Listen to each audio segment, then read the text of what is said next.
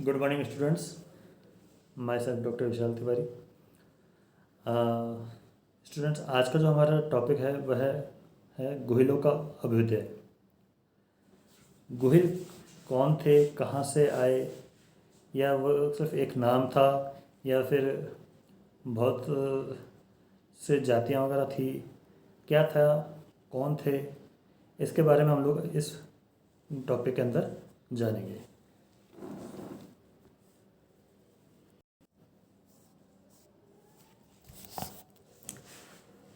हून राजा मिहिरकुल के पीछे जिन राजपूत वंशों ने राजस्थान में अपने राज्य स्थापित किए, उनमें गुहिल वंशी राजपूत मुख्य हैं। इस वंश में सर्वप्रथम गुहिल के प्रतापी होने के कारण ही इस वंश के राजपूत जहाँ जहाँ जाकर बसे, उन्होंने अपने आप को गुहिल वंशीय कहा।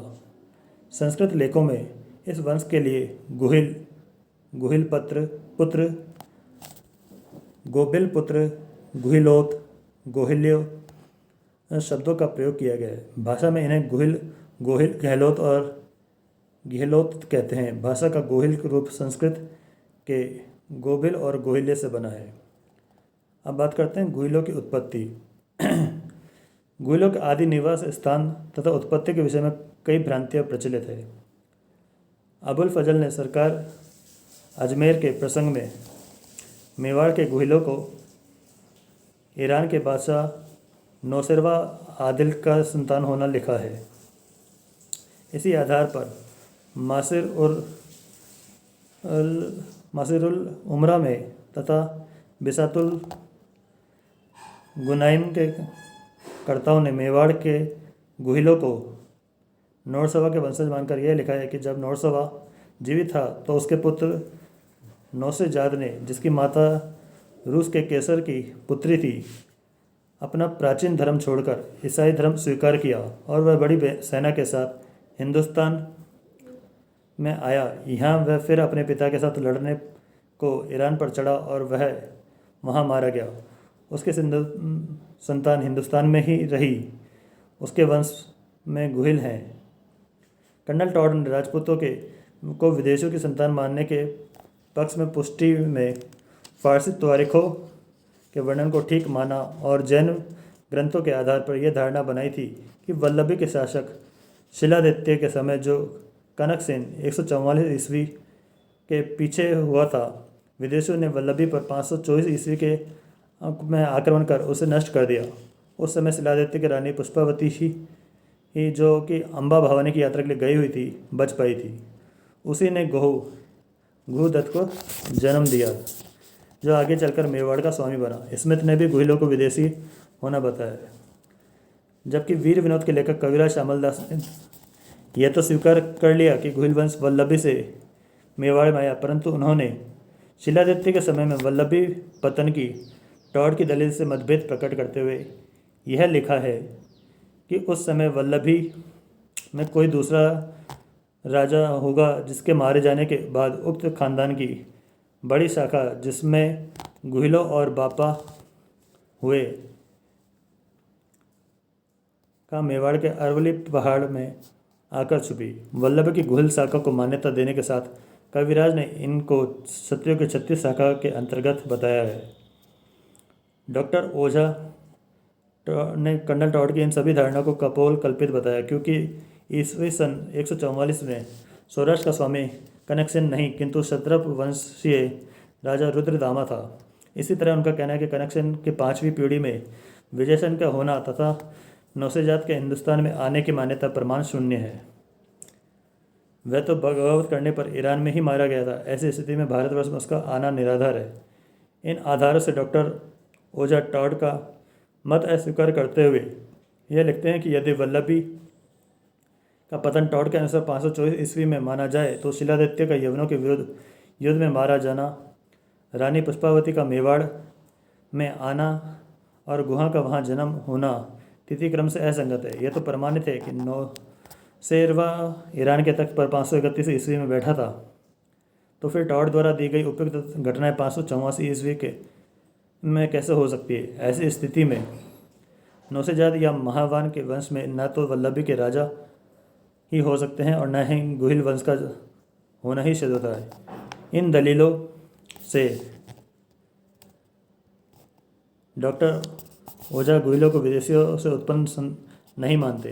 वे तो यह विश्वास करते हैं कि गुहिल वंशी राजपूत विशुद्ध सूर्यवंशी है। अपने मत की पुष्टि में वे लिखते हैं कि बापा के सिक्के पर राजपूत सूर्य का चिन्ह इस मत का बहुत बड़ा प्रमाण है। वे ये भी लिखते हैं कि विक्रम संवत 1028 के शिलालेख में गुहिल वंशी राजाओं को रघुवंश की कीर्ति फैलाने वाले इसलिए लिखा है कि वे सूर्यवंशी क्षत्रिय हैं। इसी तरह वे लिखते हैं कि विक्रम संवत 1034 के शिलालेख में उनको क्षत्रियों का उत्पत्ति स्थान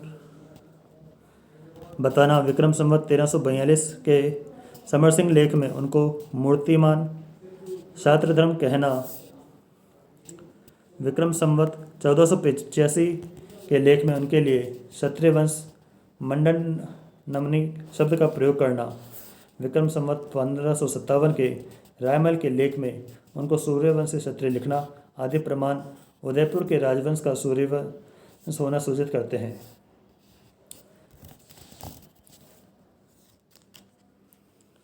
श्रीयुत देवदत्त रामकृष्ण भंडारकर ने बंगाल एशियाटिक सोसाइटी के जर्नल में एक लेख प्रकाशित करते हुए यह बताने का प्रयत्न किया है कि मेवाड़ के राजा ब्राह्मण हैं। अपने मत की पुष्टि में उन्होंने कई प्रमाण दिए हैं। वे लिखते हैं कि विक्रम संवत 1034 के आहड़ से प्राप्त एक लेख में गुहिल को आनंदपुर से निकले हुए ब्राह्मणों के कुल को आनंद देने वाला लिखा है। इसी तरह रावल और समर सिंह के विक्रम संवत 1331 की प्रशस्ति में बापा के लिए विप्र शब्द का प्रयोग किया गया है। विक्रम संवत 1570 के कुंभलगढ़ प्रशस्ति तथा एकलिंग महाकाव्य में राणा को आनंदपुर से निकले हुए ब्राह्मण वंश को आनंद देने वाला कहा गया। नैन्सी ने भी इन्हें आदि रूप से ब्राह्मण तथा जानकारी इसे क्षत्रिय बताया। इसी तरह कई स्थानों में ब्रह्मास्त्र शब्द का प्रयोग करके इनके लिए किया जाना भी भंडारकर इन्हें ब्राह्मण मानने का प्रमाण मानते हैं।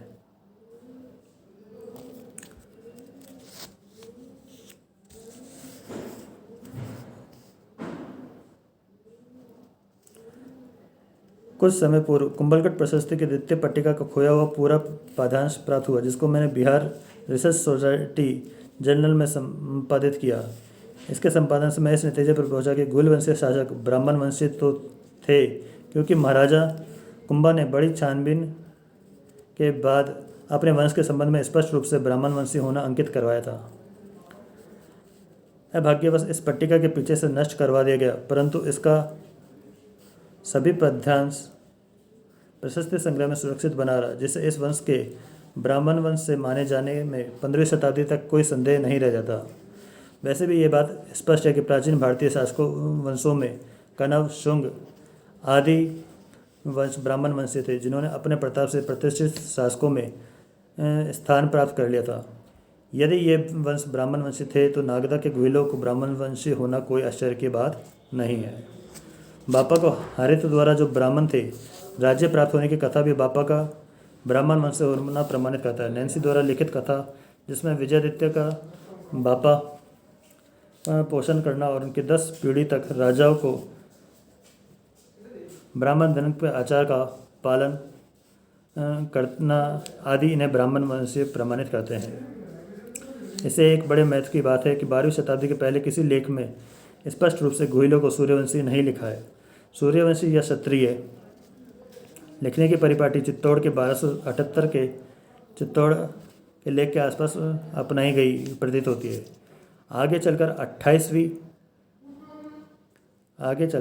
शताब्दी में इस प्रकार के प्रचलन ने बल पकड़ लिया। 977 ईस्वी के 8 लेख में कालभोज को आकर्षण अर्थात यूरे के भांति लिखा है, न कि सूर्यवंशी।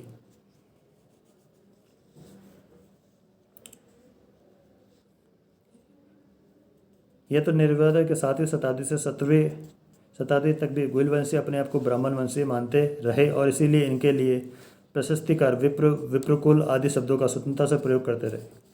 इसी प्रकार ब्रह्मक्षत्र शब्द का प्रयोग प्रशस्तिकार इसलिए करते रहे कि उन्होंने ब्राह्मण होते हुए भी शस्त्रोचित काम से अपनी प्रतिष्ठा को बढ़ाया था। फिर भी इस दिशा में अधिक खोज अपेक्षित है।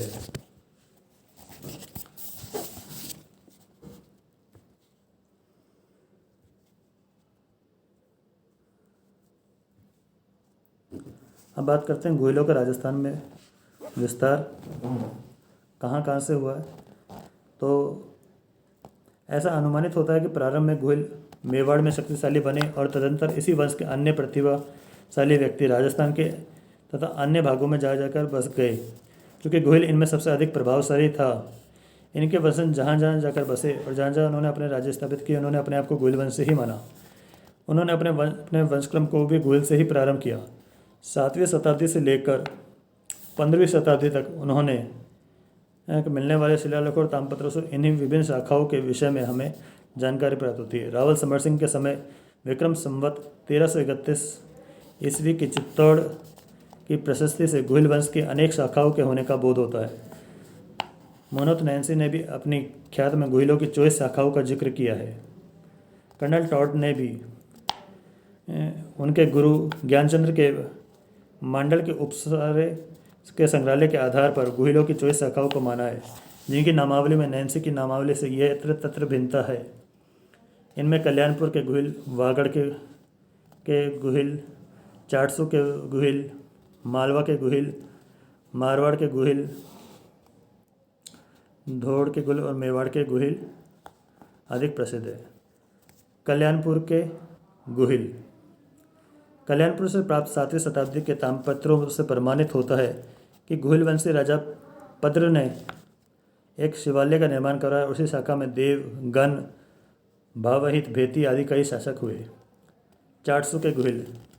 चाटसू और नागढ़ जो जयपुर जिले में है, पूर्व मध्यकालीन काल में गुहिल वंशीय शाखा के अधिकार में थे। इस शाखा का संस्थापक भरत भट्ट था, जिसमें ब्राह्मण तथा क्षत्रियोचित गुणों का समावेश था। इसी वंश में ईशान भट्ट, उपेंद्र भट्ट और गुहिल हुए, जिनमें से एक बड़ा विद्वान था।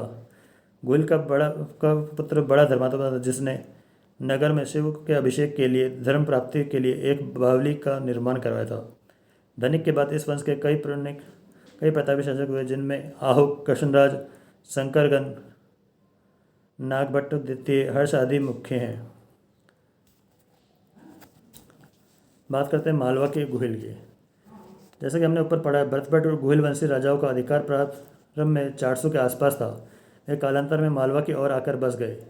धार के पास इंगोदा के विक्रम संवत 1190 ईस्वी में के दानपत्र से भरतभट्ट के वंशज पृथ्वीपाल, तिहिनपाल और विजयपाल के नाम उपलब्ध होते हैं।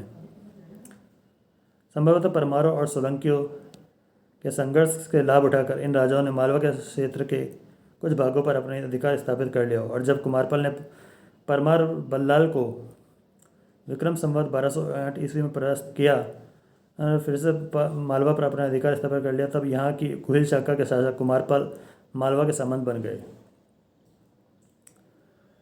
वागड़ के गुहिल। ऐसा प्रतीत होता है कि मालवा के विजयपाल ने 1199 से 1133 विक्रम संवत 1133 ईस्वी के में कुमारपाल के सामंत रहते हुए वागड़ के कुछ भाग पर अधिकार स्थापित कर लिया। इसके पश्चात इसका पुत्र सूरजपाल वहाँ का शासक बना। परंतु जब विक्रम संवत 1228 ईस्वी के आसपास सामंत सिंह कीतु सोनगर के द्वारा मेवाड़ से निकाला गया, तो उसने 1181 ईस्वी के आसपास सूरजपाल के पुत्र अनंगपाल या उसके भाई अमृतपाल के वागड़ का राज्य छीन लिया और वह वहाँ का स्वतंत्र शासक बन गया। परंतु विक्रम संवत 1242 ईस्वी के ताम्रपत्र से मालूम होता है कि सामंत सिंह से गुजरात के शासक ने वागड़ का राज्य छीनकर फिर से अमृतपाल को सुपुर्द कर दिया।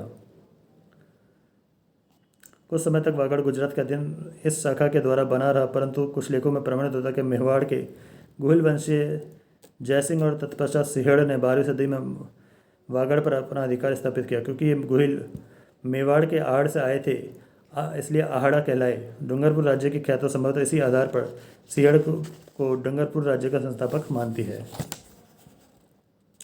धोड़ के काठियावाड़ के गुहिल। काठियावाड़ के गुहिलों के दो प्राचीन शिलालेखों से 1202 और विक्रम संवत 1202 और विक्रम संवत 1287 से स्पष्ट है कि ये गुहिलों की शाखा सोलंकी राजा सिद्धराज और कुमारपाल के सामंत थी, जो कुछ समय सौराष्ट्र में शासन करते रहे। मारवाड़ के गुहिल।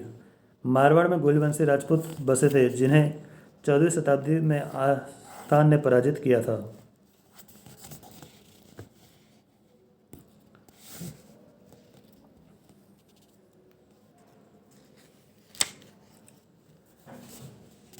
मेवाड़ के गुहिल, इन सभी शाखाओं में मेवाड़ के गुहिल सबसे अधिक प्रसिद्ध हैं, जो आनंदपुर से आकर यहाँ बस गए। परंतु यह निश्चित रूप से कहना बड़ा कठिन है कि मेवाड़ के गुहिल, जिनकी प्रसिद्धि सर्वमान्य थी, इन विभिन्न शाखाओं में गुहिलों से किस प्रकार संबंधित थे। शिलालेखों में जहाँ जहाँ विभिन्न शाखा के गुहिलों का वर्णन मिलता है, उन्हें महाराज, या शिलालेखों में जहाँ जहाँ विभिन्न शाखा के गुहिलों को राज या राज्य से संबोधित किया गया है। इन विरोधों से इतना अवश्य स्पष्ट कि या तो ये स्थानीय शासक मात्र थे या किसी के सामंत थे। मालवा तथा काठियावाड़ के गुहिल उदाहरण से सोलंकियों के सामंत थे और धोड़ के गुहिल मौर्यों के, परंतु सभी शाखाओं का संबंध गुहिलों से जोड़ा जाना यह अवश्य संकेत करता है कि इनका मूल पुरुष गुहिल था, और जिससे संबंधित चाटसू नगर जयपुर में चाकसू जो है, नासून अजमेर जिले में, वागड़ मारवाड़ आदि की गुहिल शाखाएं थी और इनका राज्य बड़ा विस्तार में था। हून राजा महिरकुल के पीछे राजस्थान के अधिकांश तथा उसके सीमावर्ती प्रदेशों पर गुहिल का राज्य ही रहा हो तो कोई आश्चर्य नहीं। वैसे तो गुहिल का ठीक समय ज्ञात नहीं है, परंतु डॉक्टर ओझा का सुझाव है कि यदि उसके 5वें या 6ठे वंशधर शिलादित्य का विक्रम संवत 703 के सांभोली के लेख से अनुमान लगाया जाए और प्रत्येक शासक का काल औसतन 20 वर्ष मान लिया जाए, तो गुहिल का समय विक्रम संवत 623 ईस्वी के पास स्थिर किया जा सकता है। परंतु इस स्थिति को मानने में यह आपत्ति कि प्रथम तो शील के पहले यदि बापा को माना जाए, जैसा कि हम आगे बताएंगे, तो इस औसत से गुहिल का समय और पीछे चला जाता है। इसके अतिरिक्त विक्रम संवत 741 के नगर के शिलालेख से जो भरतभट्ट वंशी गुहिलों का पता लगता है, तो ऐसा प्रतीत होता है कि 564 ईस्वी के लगभग तो भरतभट्ट ही हुआ था। इस लेख में जब भरतभट्ट वंशीय गुहिल को अपना पुरुष आदि पुरुष मानते हैं, तो गुहिल का समय सहज में 5वीं शताब्दी के अंत में पहुंच जाता है। अब बात करते हैं गुहिल के उत्तराधिकारी कौन कौन से थे। निश्चित रूप से यह नहीं कहा जा सकता कि गुहिल के उत्तराधिकारी किस क्रम में थे। कुछ एक समसामयिक शिलालेखों की सहायता से गुहिल के पीछे होने वाले मेवाड़ में कुछ शासकों के नाम और वर्णन पर कुछ प्रकाश पड़ता है, जिनमें शील, अपराजित, भरतभट्ट, अल्लट, नरवाहन, शक्ति कुमार, विजय सिंह आदि प्रमुख हो। परंतु इन शासकों के बीच में होने वाले कतिपय शासकों के नाम पिछले शिलालेखों या भाटों की वंशावलियों से ही लिए गए हैं। इस प्रकार वंशक्रम की पूर्ति कुछ तो जांच की कसौटी से ठीक उतरती है और कुछ काल्पनिक भी रह जाती है। उदाहरण के लिए गुहिल से शील के बीच के शासकों के जो नाम खुम्मान, महानायक आदि मिलते हैं, वे पिछली पोथियों से लिए गए प्रतीत होते हैं। ऐसी स्थिति में जिन शासकों के कुछ शिलालेख या वर्णन के सामयिक साधन नहीं मिलते, उनके विषय में अधिकार से लिखना कठिन है। परंतु गुहिल के बाद मान्यता प्राप्त शासकों में बापा का नाम उल्लेखनीय है। विद्वानों का मतभेद है कि बापा का मेवाड़ के वंशक्रम में गुहिल के पीछे कहाँ स्थान रखा, परंतु बापा का नाम गुहिल की तुलना में भी कभी कभी बढ़ जाता है, तो हम बापा का वर्णन गुहिल के पीछे करना उपयुक्त समझें। कोई आश्चर्य नहीं कि बापा गुहिल का उत्तराधिकारी या वंशक्रम में निकटवर्ती समय का शासक रहा हो। बाकी हम अब अगले वीडियो में बापा के बारे में जानेंगे।